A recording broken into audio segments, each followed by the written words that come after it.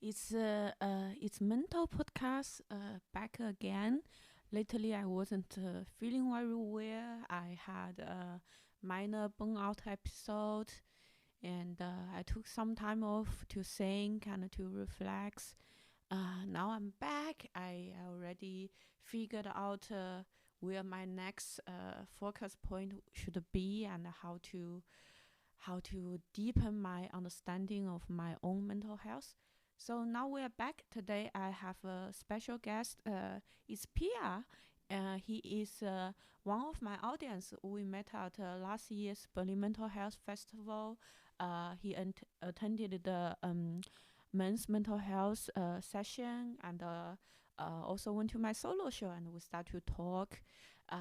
And after I published the last few episodes of podcast, he emailed me. He said finally he's ready to talk about his own mental health. So now I will give the mic to Pia. Pia, do you want to introduce yourself? Who are you? Where are you from? How long are you in Berlin? What do you do? Hi everybody. My name is Pierre. I come from France, obviously. I've been in Berlin for over 15 years, I guess now. And what should I say? I've been struggling with mental health for quite a long time, and I'm 42 years old now, and I think I just came to a point 2 or 3 years ago where I understood that I had to find a long-term solution to deal with those problems. Until that point, I think I was always in this mindset of thinking, okay, it's a bad time in my life, I'm going to deal with it, and then everything is going to be over. That's where I am now. And you said a long-term solution for old problem. What was your old problem? So it's not quite clear where my mental health issues started, like precisely, but it was all linked. I have been bullied at school between the age of 12 and 14, so over 3 years, I guess, and it had a great impact on the rest of my life. I think for quite a while I just um, ignored that, or I don't know, or I just thought it was a minor issue, and I came over that, and I was a different person or something. But I think it was buried down very deeply, and and the first depressive episode came uh, quite a few years after. I was 18, but I think actually thinking about that, I think I had like symptoms when I was at school, then bullied. It's just I couldn't. I think I didn't think about it in terms of depression or things like that. But I have like very clear memories of going to school with my guts like being completely, I don't know, like I don't know how you say in English, but like nuts or stones in my guts, and like being in kind of defensive mode Mm-hmm. all the time. And the second thing was at the same time my brother was also bullied in the same school. He's still 2 years younger than me, and I dealt with that with closing myself off, like cutting myself off quite a lot of things, and like keeping everything for myself. And my brother dealt with that with a lot of anger towards me as well. Mm. And so it was a period of time where I had no really safe place anywhere, I think. And I had at the same time grandfather who was like depressive, and my grandparents were living next to my place, like next to us. And I had to, or I went to visit them, but I kind of had to because it was not much fun most of the time. Sitting there with my grandfather who was like completely down and hardly speaking, and I don't know. So I was like switching between this school in the village. I was also bullied by other kids in the village who were going to the same school. So it like kind of it was kind of the same pattern. Like what was happening at school had like influence in the village because it was the same environment, and so it was like I was switching between being bullying at school, being bullied at the village, being kind of bullied by my brother at home, and then going to kind of a strange safe place at my grandparents, where my grandfather was like fighting with depression. Mm-hmm. That was all of that. I'm sorry for what has happened. When you start to share, I was a bit shocked because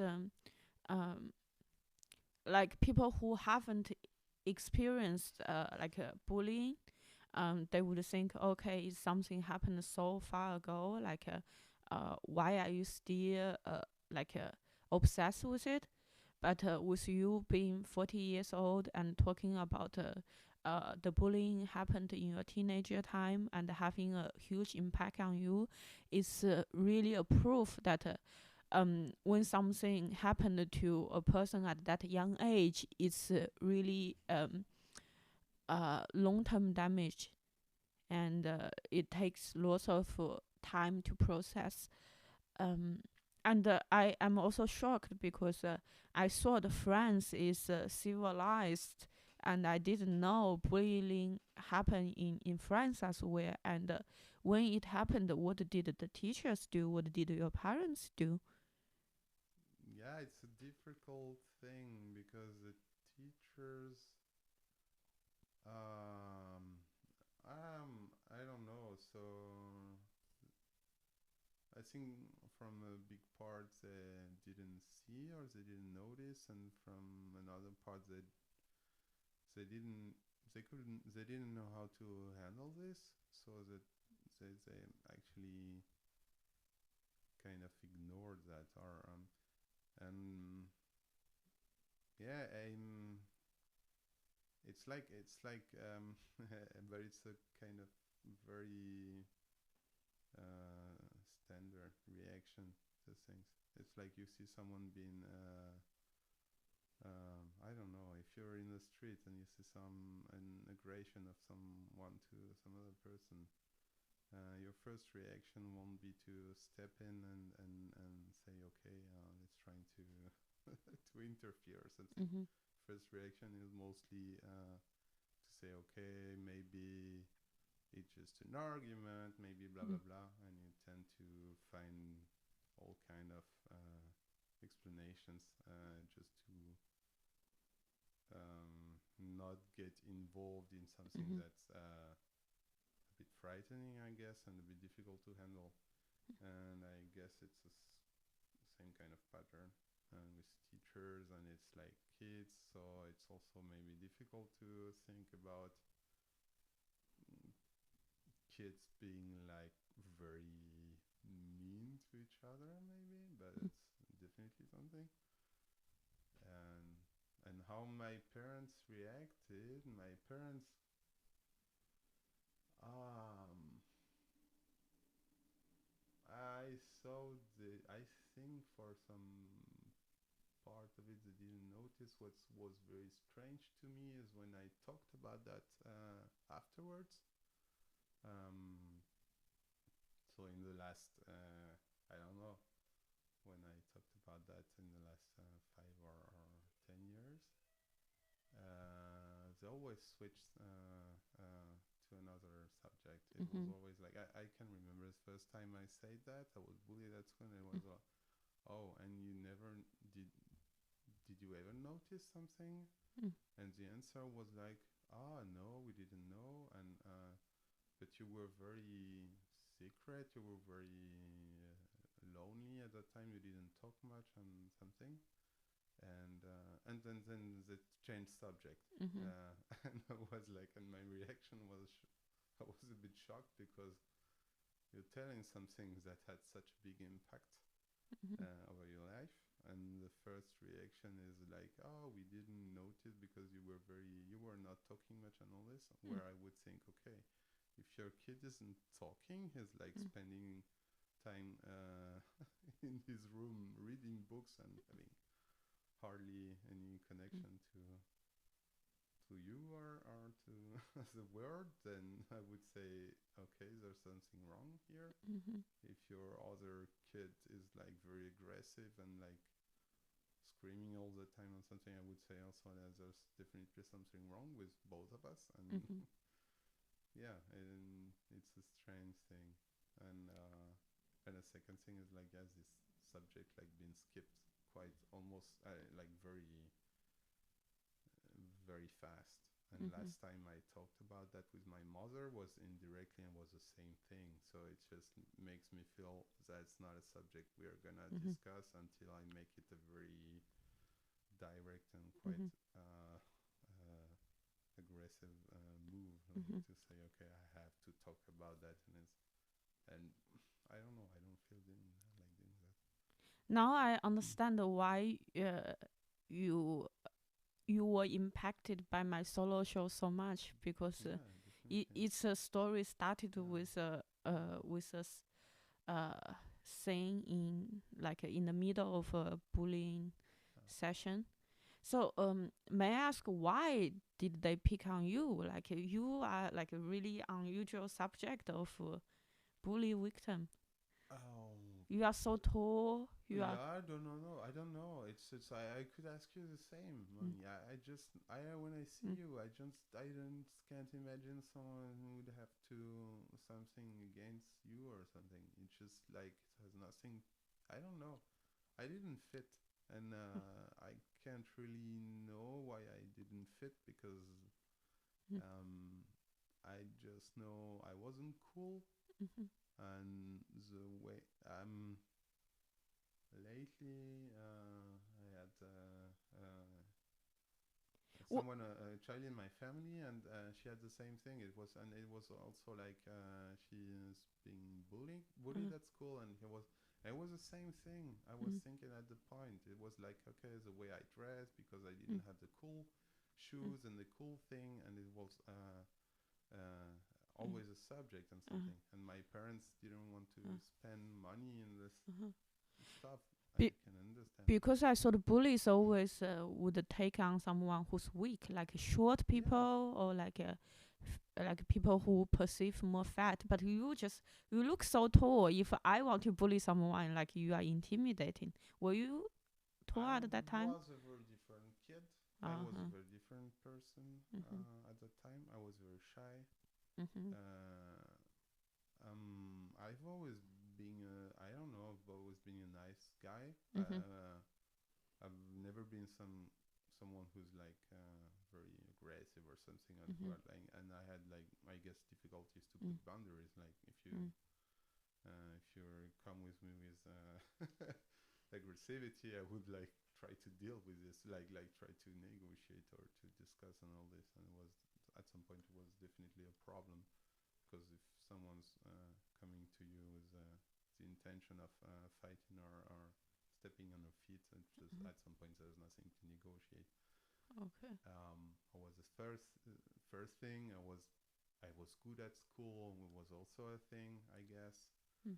Uh, but in the end, I just don't see that as I was different. I just wasn't cool, Mhm. and at that time, I was always very. Uh, I wanted to be cool. I wanted to be like the cool kids. And thinking about that now, it's like so stupid because the Mhm. cool kids, there were not much cool things, but the cool guys, Mhm. it's cool. There was a bunch of, I don't know. What makes you cool is most of the time is are not like really good reasons. Mhm. And yeah. And over the years, have you when do you realize, oh, you have issues you need to deal with? Um, that was the first time I went to a psychologist was after I broke up. I was married. I had a long relationship, and then it ended. I broke up, and it was a very difficult time, and it was a very difficult relationship too with a person that had like big issues and who was very aggressive.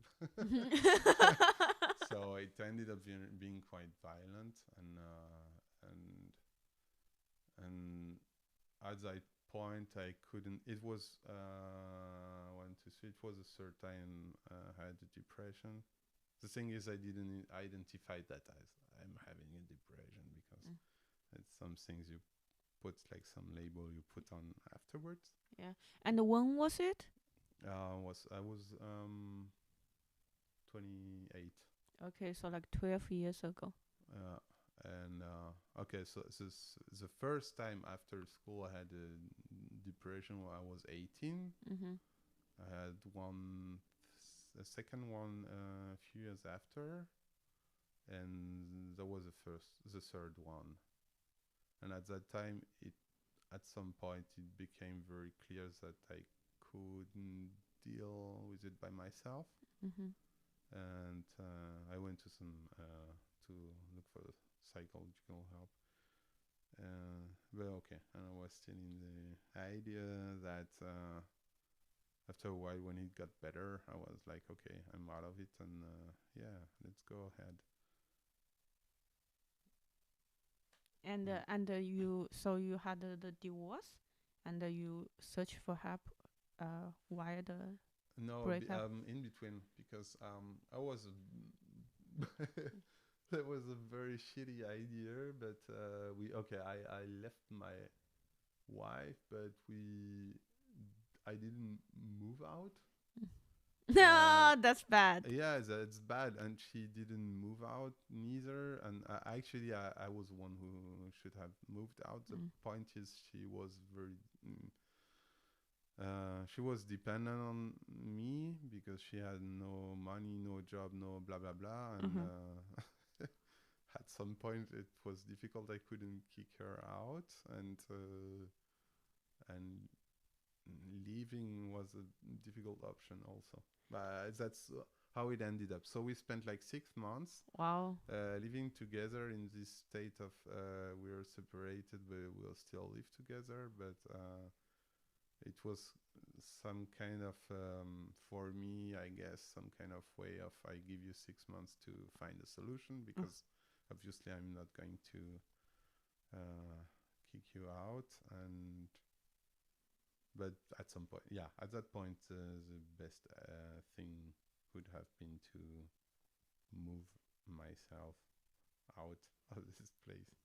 Yeah, That was a very crazy thing. yeah, I think we learn from the past. Yeah, just hopefully. And over the years, like, what's the best tools you learned about dealing with your situation? Um, best tool what I have been doing and what I've been actively doing over the last years, having identified this problem as being like a depression, something also that comes back and that can come back and that has to be dealt on with on the long term. Like my goal is now to have a kind of toolbox, like not only one or two things, but like a kind of different. I don't know, trying to get as much tools as possible. Yeah. And then we'd see. And so the main tools. Okay. Okay. So first thing, your podcast has been a great tool for me.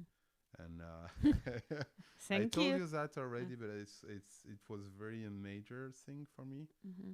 Uh, Listening to other people's experience, uh, finding a sense of community or something, Mm-hmm. and just like I don't know these people, but just like listening and just finding connections and finding also like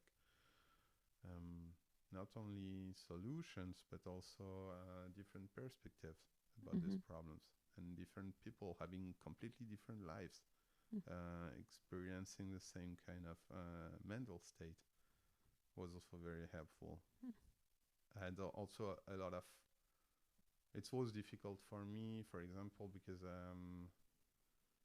mm, obviously I'm probably someone when you see me or when you know me and you think there's no reasons this guy should have a depression problem, right? Yeah. Okay, have I don't know, and I'm very I'm conscious of that. I'm just yeah. There are plenty of people and who should have way better reasons to have this problem. But it's individual. It's not a comparison. No, in the end, Yeah. it has nothing to do with that. Yeah. But it was difficult, and Mm-hmm. it's also maybe when people react to this, like when you talk to someone about your problems, it's a very common reaction to see like, yeah, but look at you, like, Mm-hmm. okay, yeah, you have no reason to be depressive. Yeah, okay, you're healthy. You're I don't know. I'm white. I'm a boy. I'm and it's difficult because then the feedback you get is like, yeah, actually it makes you feel like worse to hear. There's probably no good reason for me to be depressive. That's how things are. Do you know Bob Bonan? No. He's an amazing comedian. He mostly do like a music comedy. Uh, So last year he released a Netflix special called Inside. yeah. Do you know that? No. Oh fuck, you are lucky. You should check it out.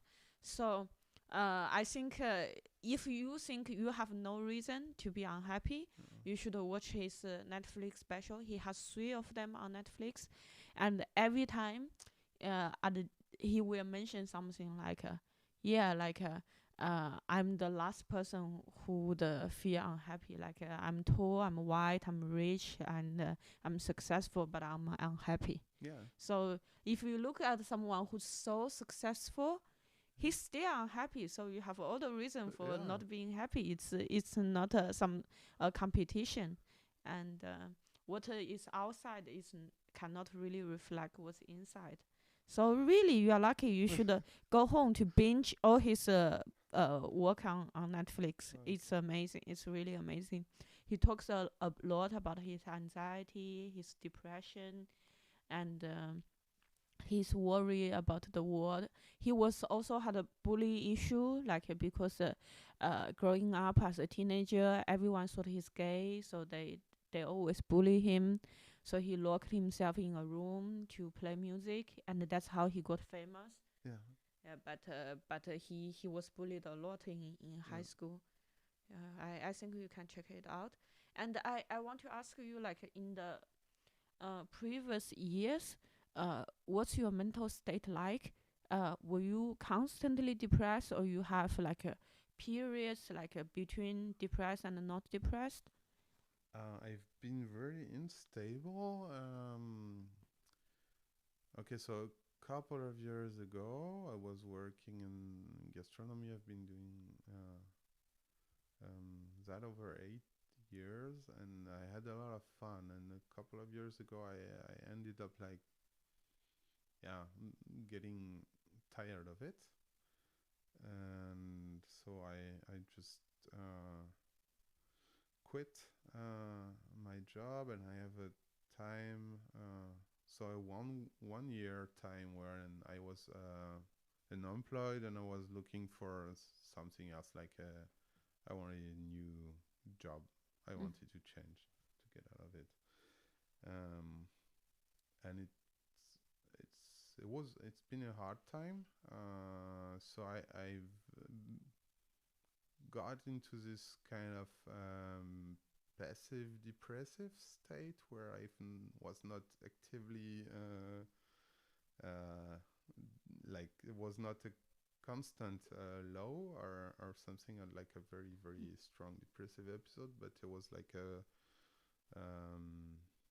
yeah, I was carrying that with myself all over this period of time, and I ended up starting a Umschulung in IT. So and the thing has been over 2 years, and at that time when I started, I was like, okay, I found something. I found a new job. I was I don't know. I was very optimistic about that.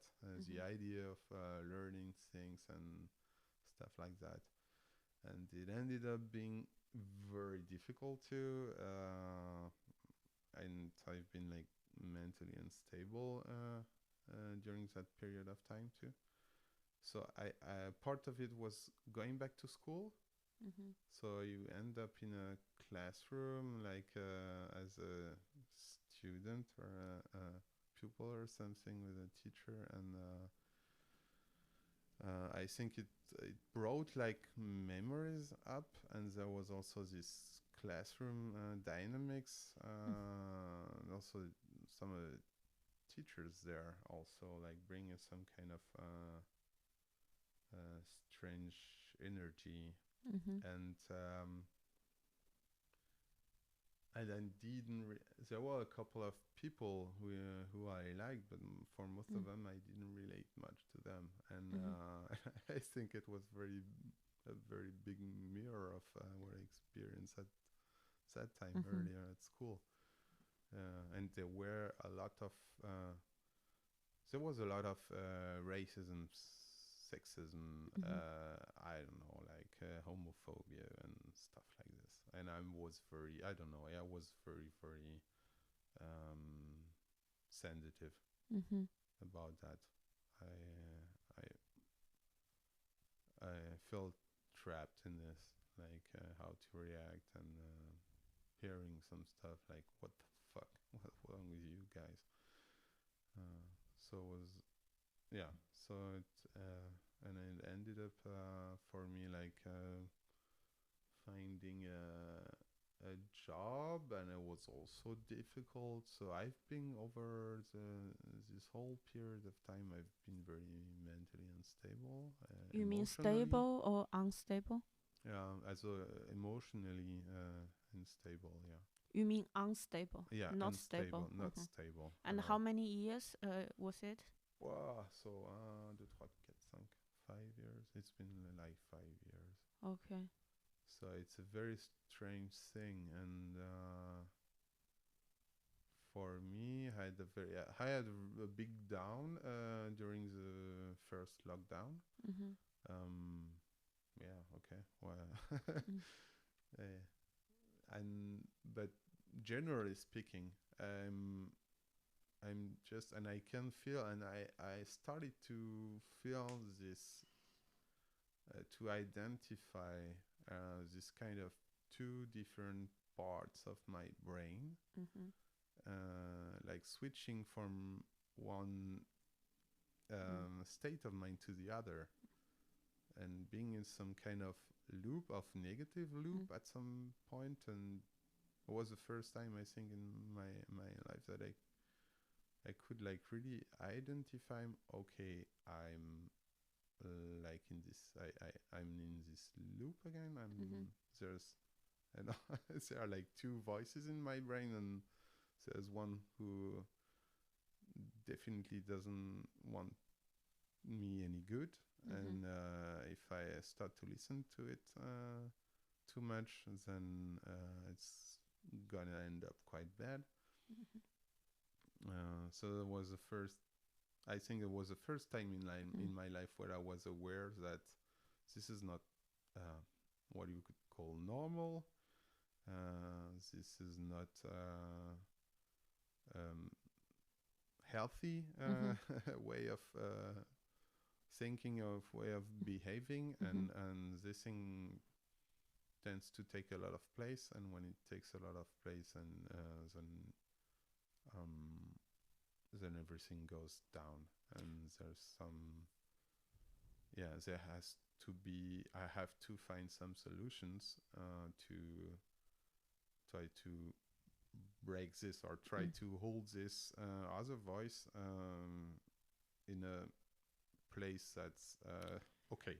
So before the podcast started, Pierre brought me a book as a small gift. So I give you back a book as a exchange.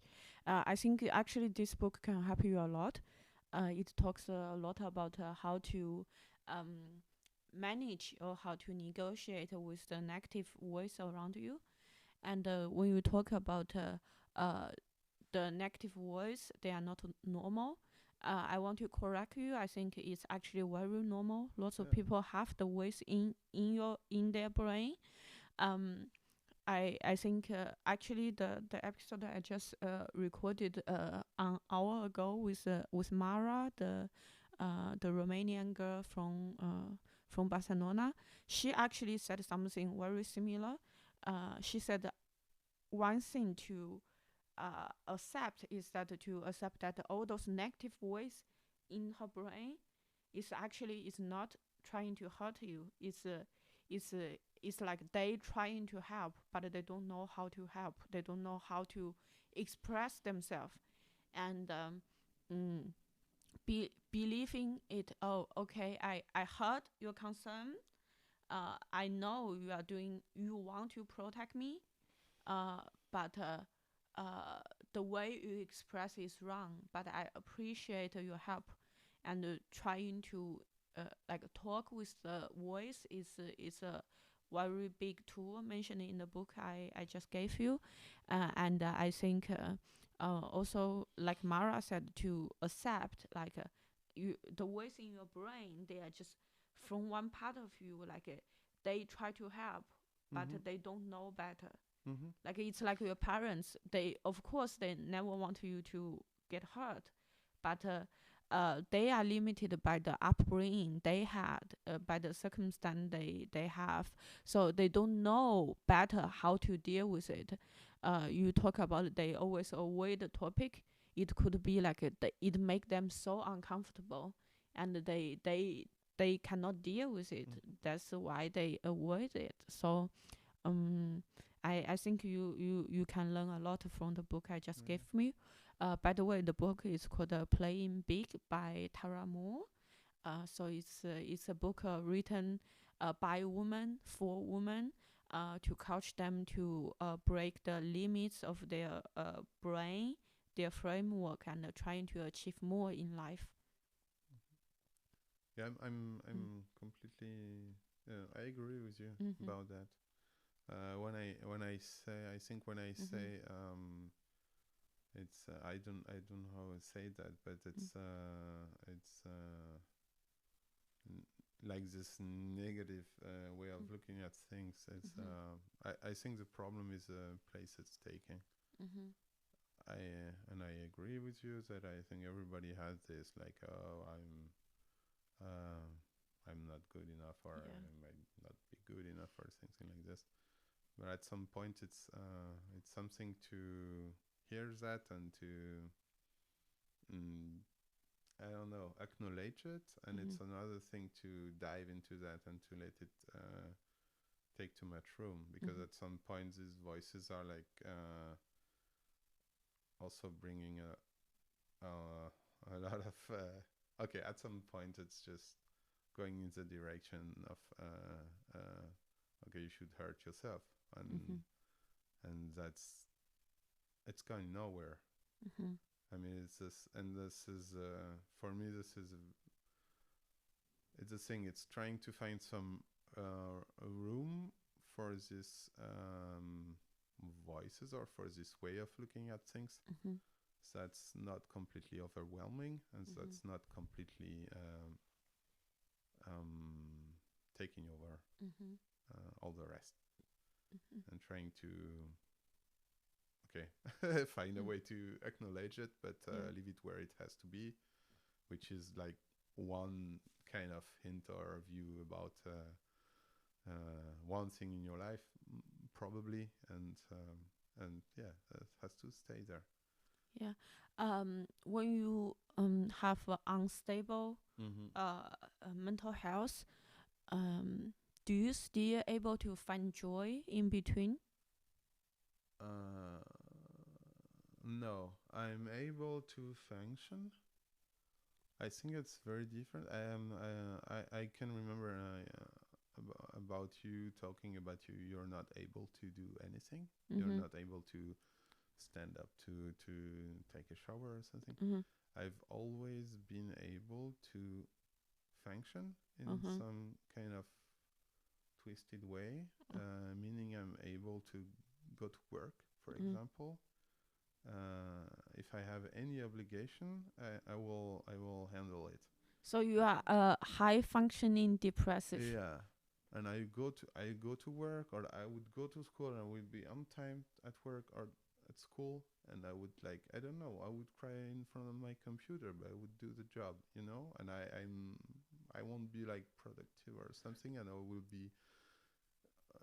will be like, I will feel like really uh, shit Mm. and ugly and whatsoever, but I will do this. And at some point, it also can be helpful, because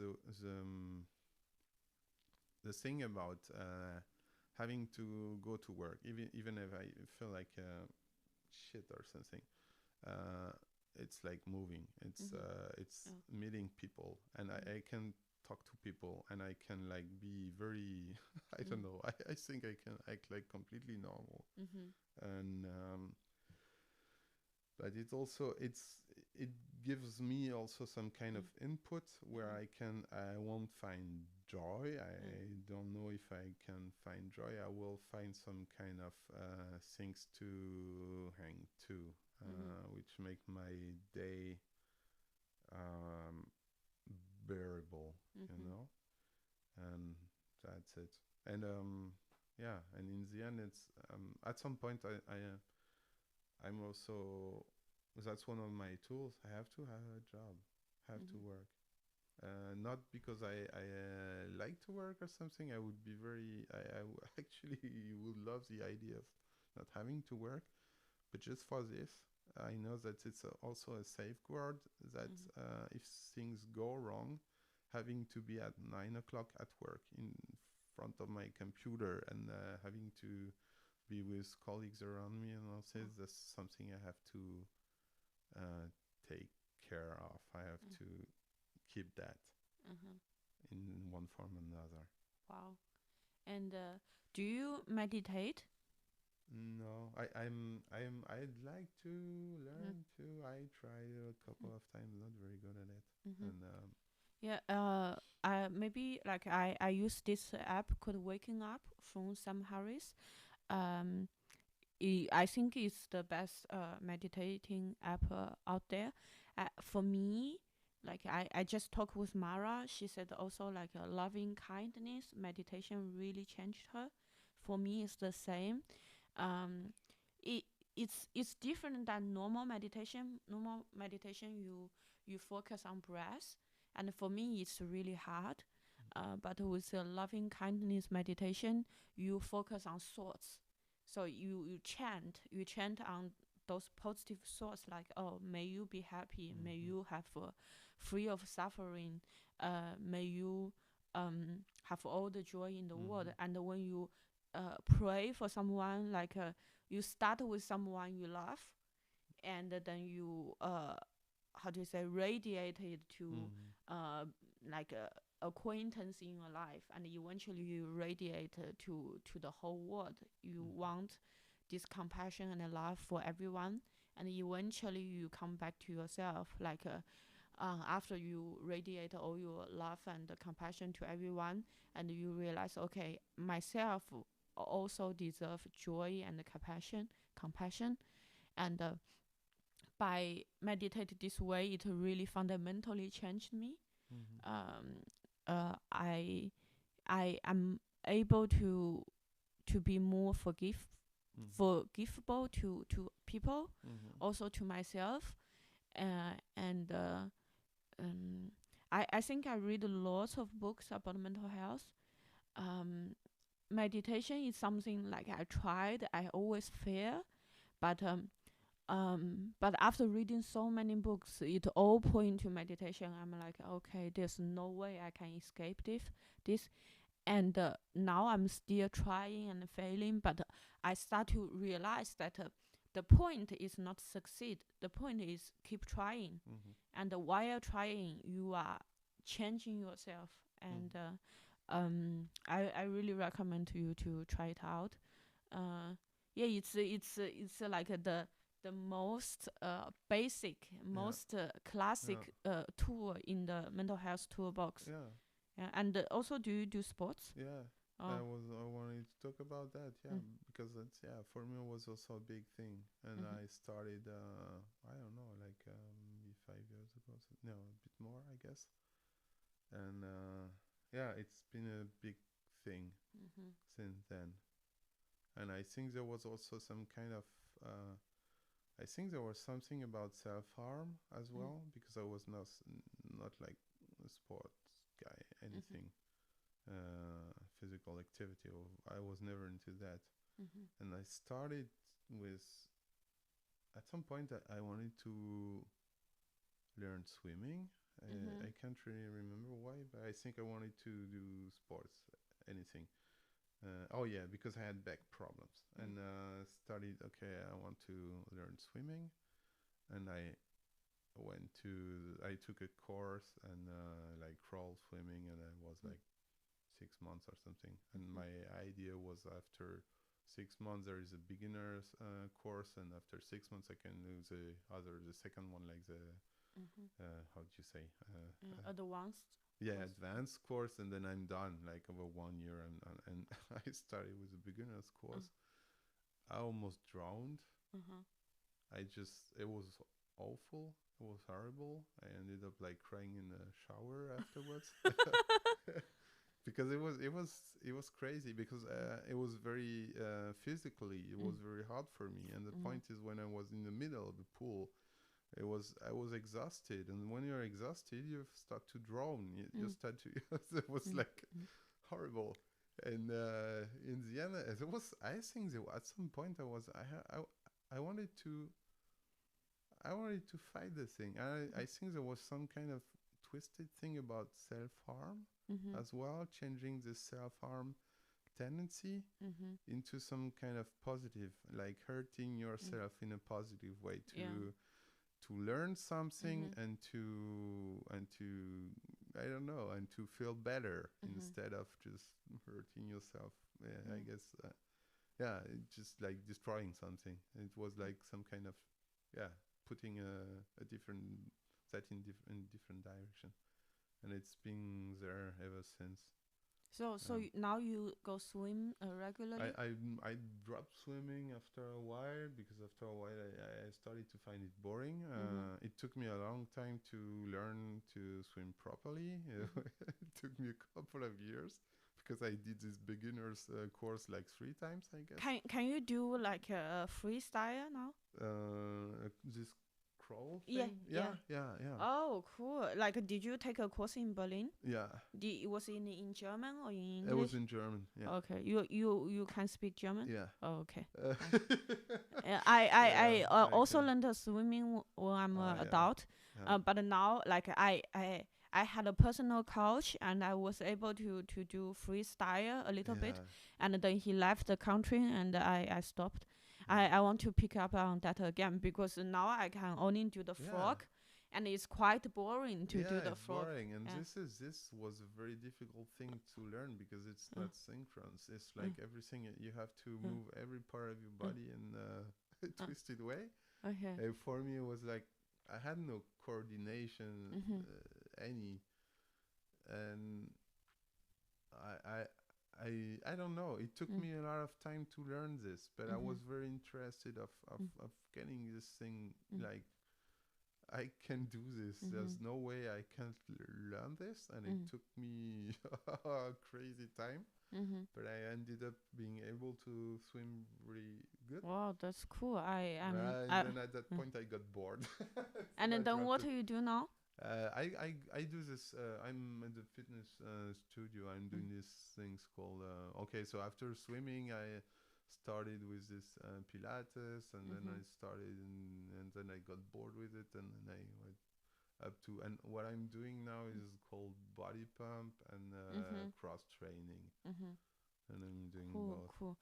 Like I'm never a big sports person because like growing up there was lots of body shaming, and for me like sports is always something I do to lose weight, and I really hate it. But now after reading so many mental health books, everything leads to sports. I'm like, okay, there's no way I can escape this.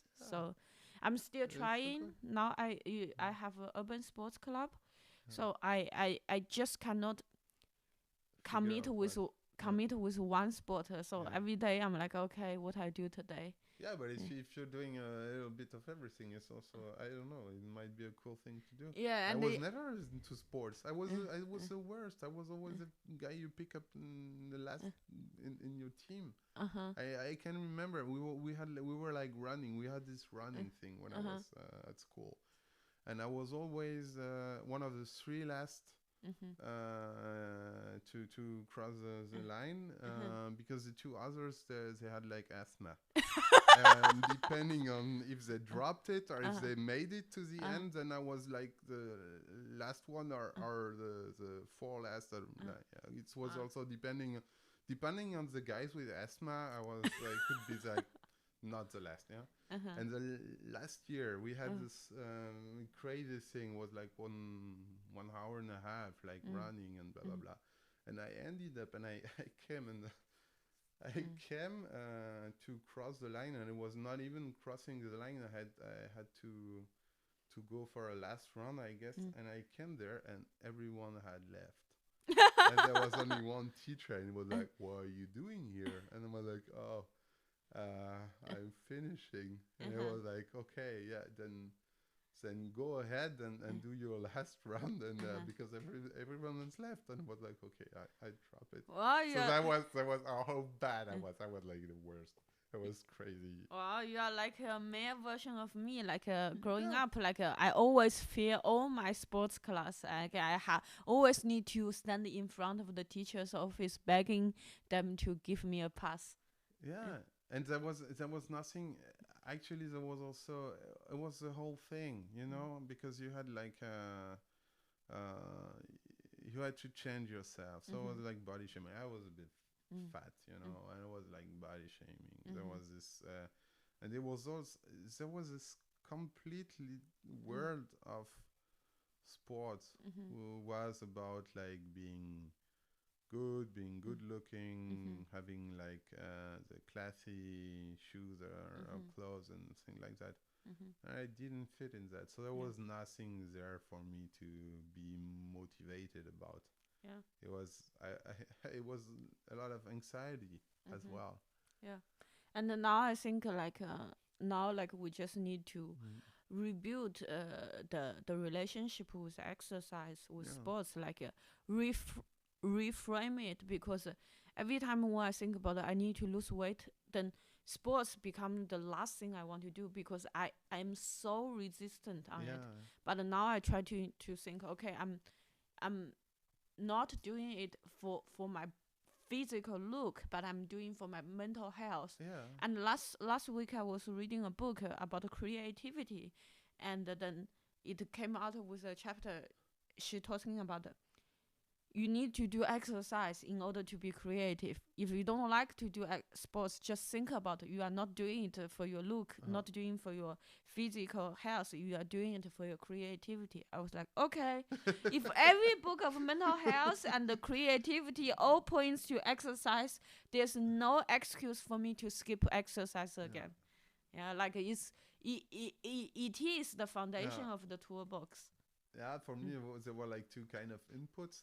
There was this thing of I told you, there was this thing about self-harm, like thing like some kind of yeah, of kind of attraction to pain or Mhm. something. Into yeah, it was also some thing like this. Like Mhm. okay, and the second one was there's no way I can't learn this. Mhm. And I was finding something I wanted to learn that Mhm. I found like interesting or fascinating. And the thing about swimming, Mhm. like not the standard thing, but Mhm. like the very uncoordinated Mhm. thing for me was like crazy. I don't understand how it works, Mhm. and even if I understand how it works, I'm not even able to do the basic moves, and Mhm. there's no way I can't learn this Mhm. thing. And I'm very curious, and I like Mhm. to learn new things, and Mhm. like, there's no way I can't learn this. And it was Cool. for me that was the second Mhm. point. It was not something about football about Mhm. because I didn't find it that fascinating to kick a ball or something. But this Mhm. thing about swimming, about coordination, could Mm. have been the same with dancing, I guess. Yeah. Yeah. This Mhm. for what I've been doing Mhm. in the fitness studio. There's a Mhm. part also about coordinating your moves Mhm. and in some exercises, and it was this. Okay, I'm Mm. gonna be. I want to learn that. I want to Mhm. be able to move this foot here and this hand there in Mm. another direction and to Mm. keep a rhythm and Mhm. being the music or being in swimming like because Mm. if you don't keep the rhythm then you Mm. drown. So Yeah. and that was a thing. That was Mhm. I was like I want to understand and I want to Cool. be able to do this and there's no way I can't learn this. Mm. Cool. Then you have a very good foundation in your toolbox if you keep exercise, keep a regular job. Yeah, I think. Yeah, I don't know. There's The, jobs. mm. There's also I have a very social, very active social life. Mm. So there's yeah there's this Mm. definitely and I want to ask you yeah a last question actually. yeah Um. You are 40 years now. yeah Uh. to so 42. I'm going to 43. Okay, so you are 43 years now. Um. With your upbringing, like having being bullied as a kid, uh, do you want children of your own?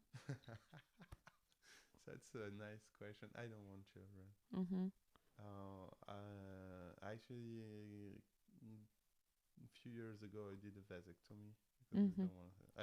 I definitely don't want to have children, Uh huh. and it was. It's a strange it's a strange subject. It's a very strong subject. I didn't think we would talk about that today, but I've okay. It's been a long time. Okay, at the beginning, I was all in this thing about having a job, getting married, and the Mhm. standard pattern, Mhm. um, trying to achieve this or something. I don't know. I guess I didn't ask myself many questions about that. And I ended up being married. I Mhm. ended up being in a relationship, having a good job and thing. And it was probably the period of my life where I've been the most unhappy and desperate, really. Uh huh. And so not everything was bad then because I liked the job I was doing, but That's I, yeah. I The marriage wasn't that bad. I like the job. no. The marriage was awful. I felt very isolated. Also, so Mm. my social life was very like had shrimped completely. I didn't like the city I was living in. I didn't like people, the mentality and things like this. So I was at that point I was very forward in this vision or in this idea I had of when my life should be over, I should achieve and all this. And before I quit, I yeah, the next idea was having children probably at some point or another. Mhm. And now I always like, yeah, I pushed it forward, like, yeah, Mm. someday, one day. But for me, it was like, yeah, I didn't question that. Mm. And after a while, I don't know.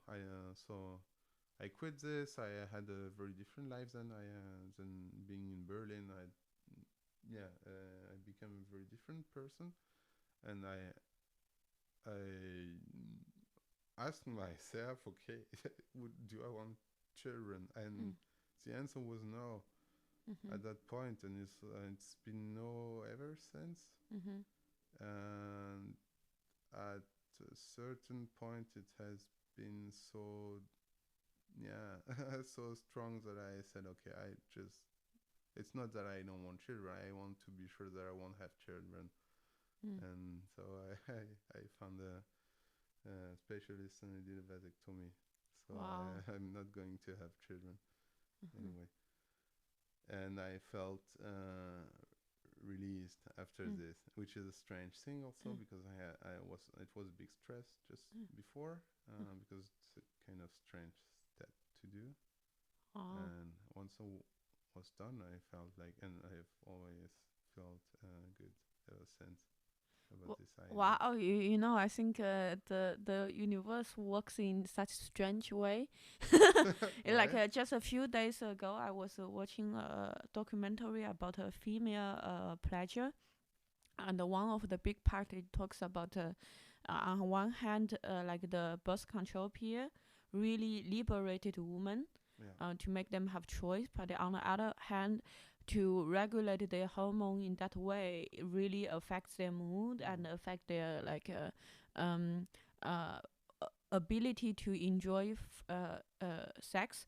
And I was thinking, oh, maybe I can persuade my boyfriend to do a vasectomy.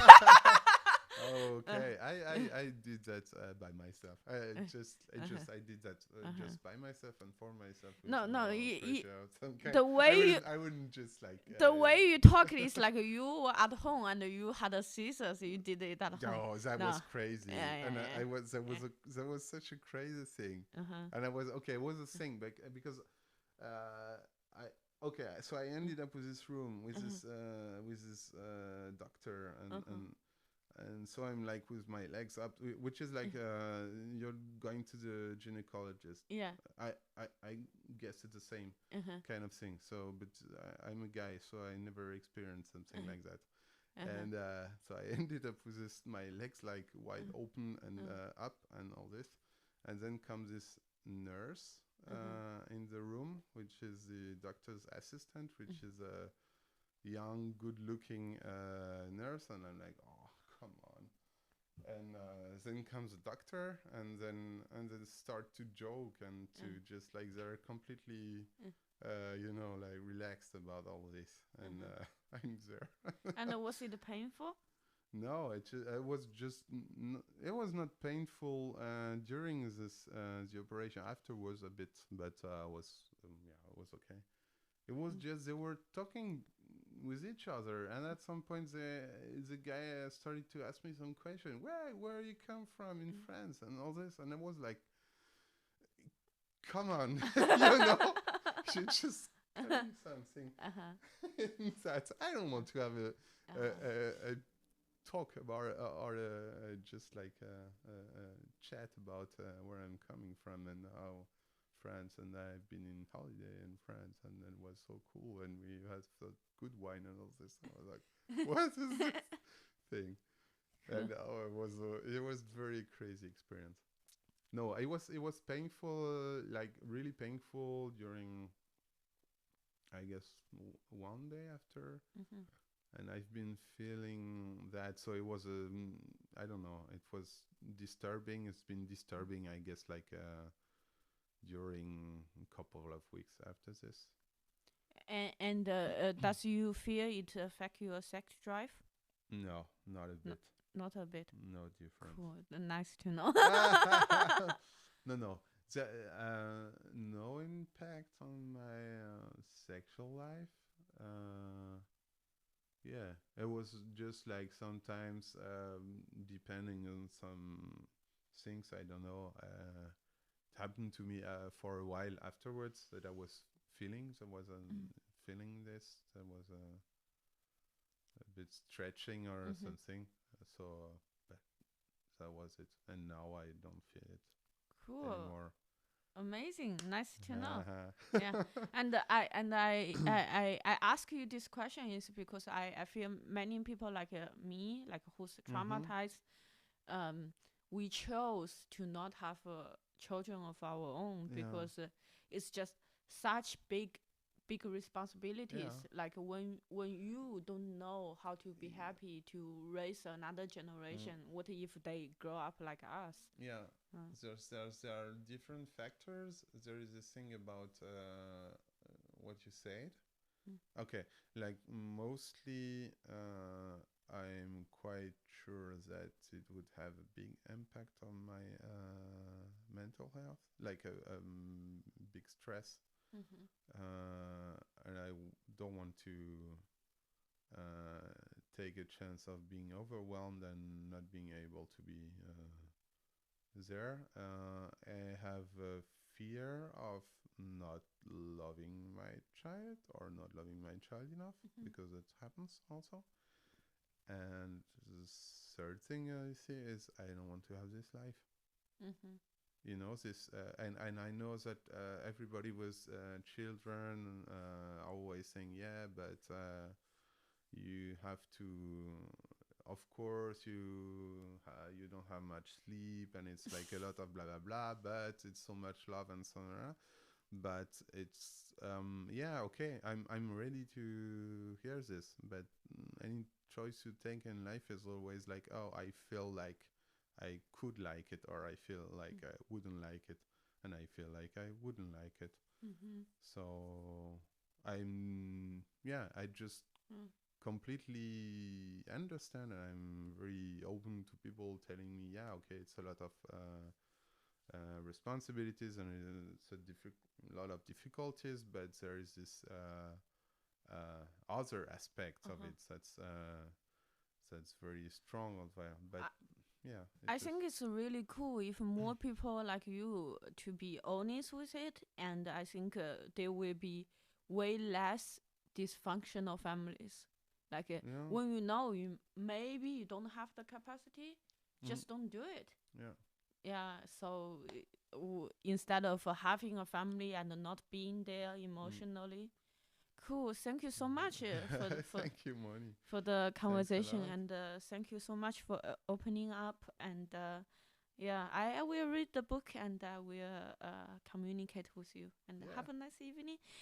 For the audience out there, if you don't know yet, now I have a Patreon account. So for as little as €3.50 per month, you can sponsor me a falafel sandwich and support my work on mental health. Thank you so much. See you next time. Bye bye.